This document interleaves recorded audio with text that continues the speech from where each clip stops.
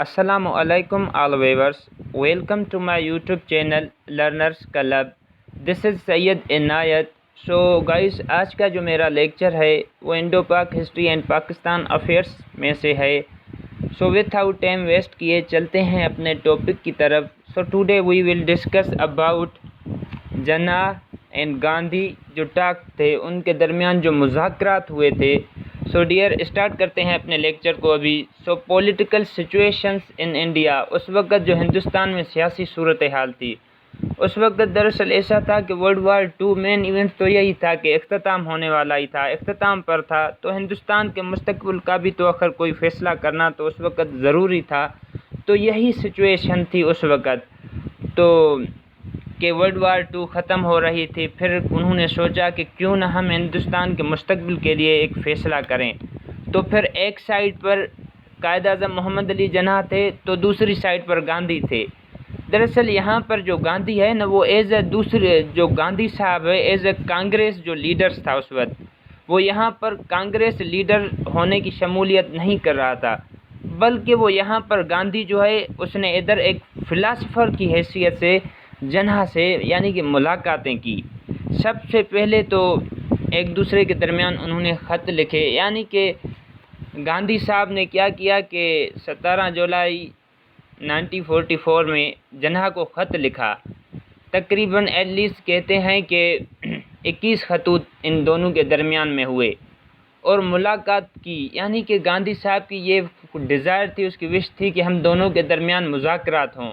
वो as a philosopher के यानी कि फ़िलासफ़र होकर उसके साथ बात कर रहे थे, वो न के लीडर होकर कांग्रेस की शमूलियत करके वो बात कर रहे थे.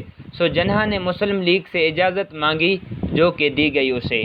यानी कि गांधी साहब की उस वक्त एक विश थी, उसके डिज़ायर था कि मैं जिन्ना साहब से मिलकर इस मुस्तकबिल के बारे में, हिंदुस्तान के बारे में बातचीत करूं और मुलाकातें करूं. तो फिर जिन्ना साहब ने मुस्लिम लीग से पूछा, उसके मेंबर्स से पूछा, तो फिर उन्होंने इजाज़त दी. तो फिर इन दोनों के दरमियान में खतूत हुए और फिर इनके दरमियान मुलाकात हुई. सो गांधी साहब जो था उस वक्त गांधी और जिन्ना की जो बातचीत थी ना वो 19 सितंबर को मुंबई में शुरू हुई, स्टार्ट की गई. यानी कि 19 सितंबर को मुंबई में उनकी बातचीत हुई, उनकी मुलाकात हुई और 24 सितंबर 1944 तक वो जारी रही ऐसे ही बातचीत उनकी. सो फिर क्या होता है कि बातचीत कभी बराह रास्त और कभी खतू खताबात के ज़रिए होती रही. तो इसी वजह से मैंने कहा ना, कभी वो मुलाकात के ज़रिए बातचीत होती थी, उनके दरमियान डिस्कशंस होती थी, तो कभी कभी वो खतूत के ज़रिए उनके दरमियान यानी कि 21 खतूत हुए थे इनके दरमियान इनकी बातचीत होने पर. सो जिन्ना के जो पॉइंट ऑफ व्यू थे उस वक्त और जिन्ना के बाद में गांधी साहब के भी जो उस वक्त पॉइंट ऑफ व्यू थे वो भी पढ़ूंगा. सो जिन्ना के जो उस वक्त पॉइंट ऑफ व्यू थे तो वो यही था कि जिन्ना साहब कह रहा था कि जो दो कौमी नज़रिया के बारे में वो बहस की उस पर, यानी कि बहुत ज़्यादा लेंथ में डिसीजंस की उस पर, यानी कि डिस्कस की कि ये दो कौमी नज़रिए पर कायद-ए-आज़म मोहम्मद अली जिन्ना ने स्ट्रेस दी और गांधी को उसे कबूल करने की दलील दी कि आप इसे कबूल कर लें. फिर क्या होता है कि उन्होंने लाहौर की जो करारदाद थी, मैंने कहा कि लाहौर रेजोल्यूशंस जो पास हुई थी जिसको पाकिस्तान करारदाद भी कहते हैं, वो यानी कि 66 पर भी ज़ोर दिया कायद-ए-आज़म मोहम्मद अली जिन्ना ने. यानी कि उसका मकसद ही रेजोल्यूशंस का यही था कि जो है मुसलमान है हिंदुस्तान में वो एक सेपरेट कंट्री चाहते हैं. पहले वो इकोनॉमिक्स, पहले वो अपने राइट्स, पहले वो एजुकेशंस पर, पहले वो अपने रिलीजन्स के हिसाब से या अदरवाइज़ किसी भी हिसाब से वो वहाँ पर बात करते थे. यानी कि 1940 से पहले 1940 में बात इस चीज़ पर स्ट्रेस दी गई कि हमें एक सेपरेट कंट्री चाहिए, आज़ाद मुल्क चाहिए और हम आज़ाद रहना चाहते हैं. तो इसी वजह से उस चीज़ पर कायद-ए-आज़म मोहम्मद अली जिन्ना ने बहुत ही ज़ोर दिया. हमने यानी कि मुसलमान और जो हिंदू हैं ना वो किसी भी कौम की तारीफ़ या अगर आप इम्तिहान के लिहाज से देखें ना वो दो बड़ी कौमें हैं, दो बड़ी नेशन है. उस वक्त भी सब कॉन्टिनेंट में ये बड़ी नेशंस थी कि अगर आप देखें तो कायद-ए-आज़म मोहम्मद अली जिन्ना ने कहा. तो फिर कहा कि हम जो है ना we maintain that Muslims means कि हम जो 100 मिलियंस की कौम हैं, यानी लगभग आई थिंक वो 100 ملین کی قوم تھی اس وقت، زندگی کے بارے میں ہمارا جو مخصوص نقطہ ہوگا، جو اسپیشل جس چیز پر پوائنٹ پر زور دیا جائے گا تو وہ یہی ہوگا مسلمانوں کا کہ ریزولیشنز آف لاہور پر دیا جائے گا۔ اس بات پر اس نے اسے کنونس کرنے کی کوشش کی گاندھی صاحب کو کہ نہ صرف ہندوستان کے باقی پارٹس ہیں ان کو مسلمانوں کی جو ریئل فلاح و بہبود ہے وہ ہندوستان کی تقسیم میں مضمر ہو، یعنی کہ وہ انہیں دی جائے، جیسا کہ قرارداد لاہور میں تجویز کیا گیا تھا۔ ہمیں ایک سیپریٹ کنٹری چاہیے اگر جہاں پر دوسرے لوگ ہیں، کیونکہ کرپٹ مشنز تو میں نے کہا ریجیکٹ کی گئی تھی، مسلم لیگ نے بھی اسی وجہ سے کی تھی کہ وہاں پر ایک لاہور ریزولیشنز کی کوئی بات ہی نہیں کی گئی تھی کہ ہم بھی کوئی سیپریٹ کنٹری چاہتے ہیں۔ تو قائد اعظم کے پوائنٹ آف ویو یہی تھے۔ تو ابھی ہم آتے ہیں گاندھی صاحب کے پوائنٹ آف ویو۔ دراصل میں گاندھی صاحب کا آپ کو بتاؤں کہ گاندھی صاحب جو تھے وہ تو میں نے کہا کہ شمولیت کے حساب سے نہیں آتے، کانگریس کے حساب سے وہ یہاں پر وہ ایک فلاسفر کی حیثیت سے جناح سے ملاقاتیں کی نا اس نے۔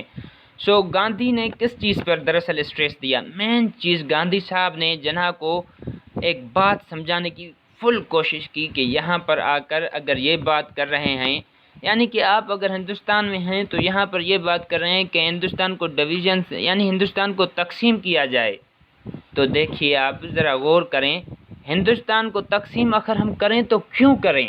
گاندھی صاحب نے یہی سوال اس پر کیا نا کہ آپ اس لیے کہتے ہیں کہ ہندوستان میں ہندو جو ہیں وہ مسلم سے جدا ہیں، یعنی کہ ہندو الگ ہیں تو مسلم جدا ہیں۔ گاندھی صاحب نے کہا آپ کے حساب سے یہی ہے نا دو قومی نظریہ۔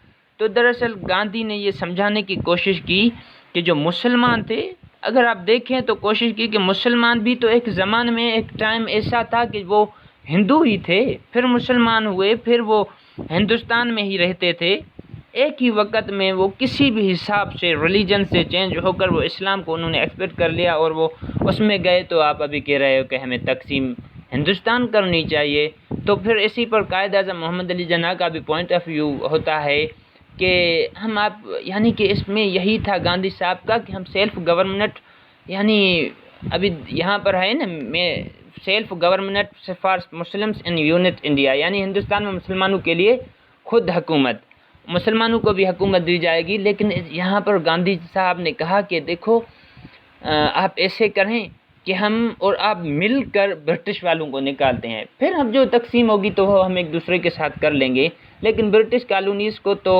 آلموسٹ جو جرمن ہیں انہوں نے تباہ کر دیا ہے، ڈسٹرائے کر دیا ہے، تو ان کی کالونیز چندی بچ گئی ہیں تو انہیں ہم ہی نکال لیتے ہیں، پھر ہم ہی حکومت کریں گے، تو پھر ہم اکٹھا ہو کر کیوں نہ انہیں نکالیں، بعد میں ہم سیپریٹ کنٹری کی آپ لوگ اسٹرگل کرتے رہنا تو آپ لوگوں کو مل جائے گا۔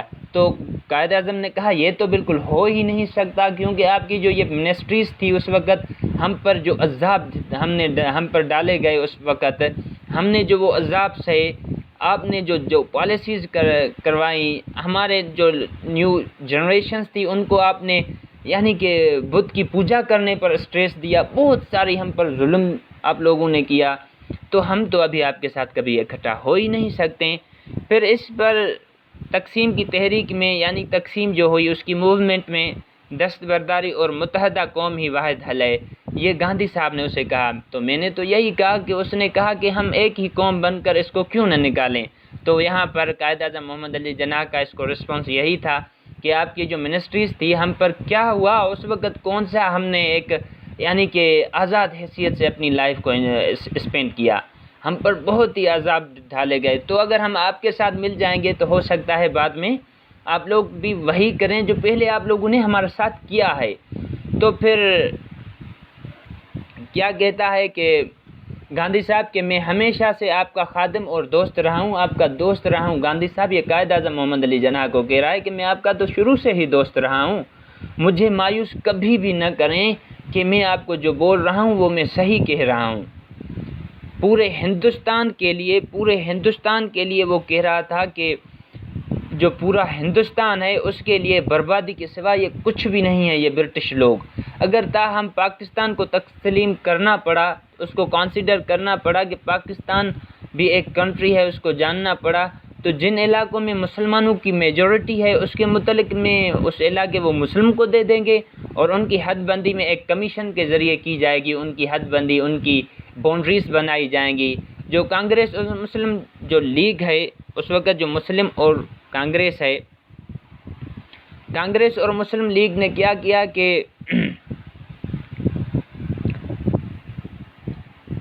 دونوں نے اس چیز پر منظور کی ہو. جناح اور گاندھی کے درمیان دو قومی نظریہ تھا. دراصل یہ between Jinnah and Gandhi was the two nations theory. Louis Fischer's کہتا ہے کہ یہ جو تھا نا، گاندھی صاحب اس کو کنونس کرنے کے لیے آیا تھا اور یہی وجہ تھی کہ اس کو سمجھا رہا تھا، لیکن قائد اعظم محمد علی جناح اس چیز پر منظور ہی نہیں ہو رہے تھے، کیونکہ آپ کی منسٹریز نے ہمیں پہلے بتایا ہوا ہے. تو اسی وجہ سے تو ڈیئر یہ تھا آج کا ہمارا ٹاپکس، یعنی کہ جناح اینڈ گاندھی ٹاکس. تو اس کے دونوں کے جو مذاکرات 1944 کو ہوئے تھے.